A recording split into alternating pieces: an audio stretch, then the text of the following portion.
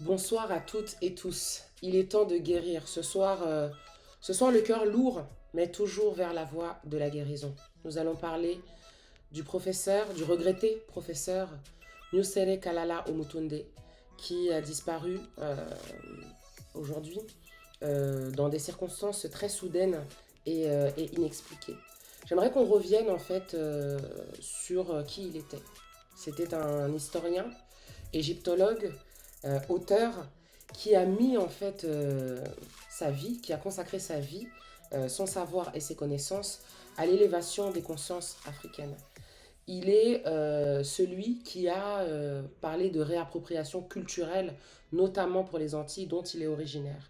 Il s'est défait de son nom, tout comme Malcolm X l'avait fait à l'époque, n'est-ce pas? Il s'est défait de son nom occidental pour pouvoir justement être cohérent avec ses racines. Euh, il a fait beaucoup pour le continent africain, notamment à travers les livres qu'il a écrits. Ces livres, si vous voulez, sont vraiment, voilà, aident vraiment à la prise de conscience à la fois d'un point de vue psychologique, théologique aussi parce qu'il parle de la question des religions et de la spiritualité, mais surtout scientifique, c'est-à-dire qu'il prouve, ne parle pas pour parler, ce n'est pas un blablateur, c'est quelqu'un qui s'appuie sur des faits scientifiques. Pour la petite histoire, il a d'ailleurs prouvé scientifiquement que les téléphones portables aujourd'hui n'ont plus d'antenne, petite anecdote hein, en passant, n'ont plus d'antenne parce que les Occidentaux se sont servis d'une technologie ancestrale africaine pour pouvoir se passer d'antenne en fait sur les téléphones portables et intégrer cette technologie donc sur nos smartphones d'aujourd'hui.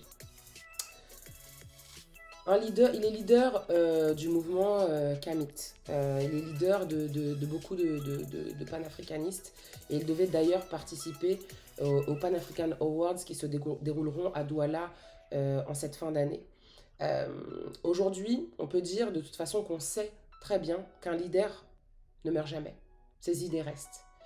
Omutunde a écrit plusieurs dizaines d'ouvrages qui sont accessibles à la fois pour les adultes et pour les enfants, toujours dans cette idée d'éveil des consciences africaines et de cette réappropriation de notre culture et de notre identité.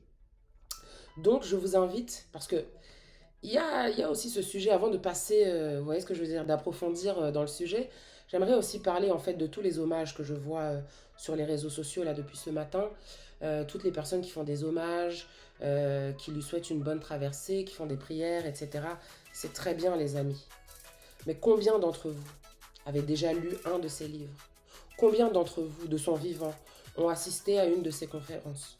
Combien d'entre vous ont suivi des cours dans son centre, vous voyez ce que je veux dire, culturel? Combien d'entre vous ont investi dans ces entreprises? Combien d'entre vous, en fait, le suivaient ne serait-ce que sur les réseaux sociaux, partageaient ne serait-ce que ses publications? Personne. Aujourd'hui, il est mort, tout le monde pleure, je vois sa tête partout, j'appelle ça de l'hypocrisie. Soutenons-nous vivants, s'il vous plaît. On a plein d'exemples dans la communauté d'entrepreneurs euh, qui essayent de faire des choses. À la moindre rumeur, à la moindre controverse, au moindre couac, paf, on essaye de les éclater plutôt que de les soutenir, pardon. Et lorsqu'ils sont plus là, ah ben là on pleure, tous ensemble, tous en chœur, comme si nous étions des moutons. Non les amis, non, non, non, non, non. On soutient les gens de leur vivant. Donc soutenons-nous vivants. Ça c'est la première chose. La deuxième chose, c'est que on vit en fait une vague hein, de disparition comme ça, de leaders, de personnes qui ont une chose en commun, c'est l'élévation du peuple noir, de l'Afrique et des afrodescendants, la fédération de tous les peuples afrodescendants. Et voilà, on va parler du chanteur Mika Ben, qui n'était pas seulement un artiste au niveau de la musique, mais qui, après tout ce qui est arrivé à Haïti, s'est engagé personnellement pour la reconstruction du pays, qui s'est engagé, qui a fédéré autour justement des causes et des populations de ce pays, qui a disparu également très récemment dans des conditions soudaines et inexpliquées. Je vais vous parler aussi de Serge Guézo, activiste béninois, qui était en plus un ami très cher à moi, qui a disparu en début d'année 2022, pareil, conditions soudaines et inexpliquées. Nous pouvons parler aussi de Amobe Mevege, célèbre journaliste camerounais, décédé dans des... Pareil. de manière soudaine et inexpliquée.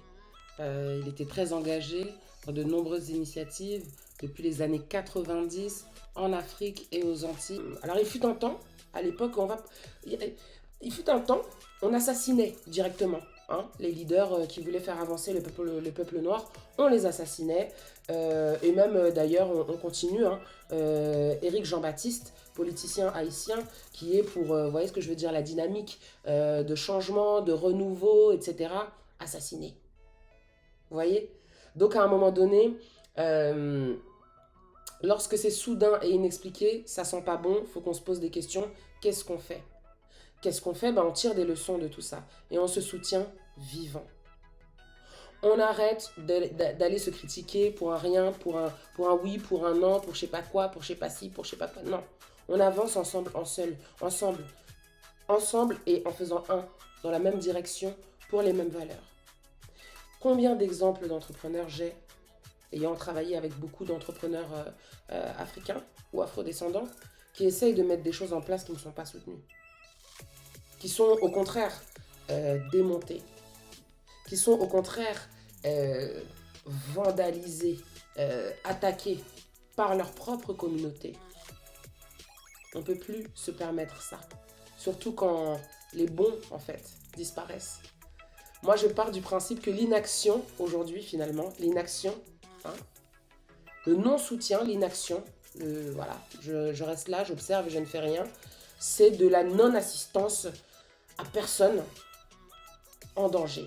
Parce que ceux qui ont le potentiel de faire bouger les choses, de faire avancer les choses, les consciences et qui font les choses sur le terrain, meurent, soit assassinés, soit dans des conditions soudaines et inexpliquées. Et si on ne les soutient pas, bah pour moi, c'est de la non-assistance à personne en danger. On va parler français, on va parler clairement. Donc j'aimerais que vous puissiez débattre en commentaire, qu'on puisse débattre en commentaire parce que c'est difficile. C'est difficile de faire ce constat et de se dire que c'est en vain. Ces gens-là sont partis en vain. Non, ils ne sont pas partis en vain. Il est temps de guérir et il est temps de s'unir et de se soutenir à tout prix pour pouvoir faire avancer les choses. Parce que après, on va les compter sur les doigts de combien de mains? Ceux qui restent et qui font véritablement les choses. Et si on ne les aide pas, si on au lieu de leur tirer dessus ou de ne rien faire, on doit les aider, on doit avancer. Donc mettez en commentaire d'ailleurs si vous avez des initiatives que vous supportez, que vous souhaitez faire connaître, etc. C'est le genre de vidéo, c'est le genre de moment où il faut en fait se soutenir. Je terminerai en fait en disant, en souhaitant une bonne traversée au professeur Omotunde, que les ancêtres et le divin l'accueillent dans sa nouvelle demeure. J'aime bien dire que je n'aime pas en fait pleurer la mort. J'aime célébrer la vie. Et la mort, de là où je viens, est une autre forme de vie en fait. C'est une vie qui est non terrestre, mais qui reste en fait une vie. Donc, bonne traversée, professeur.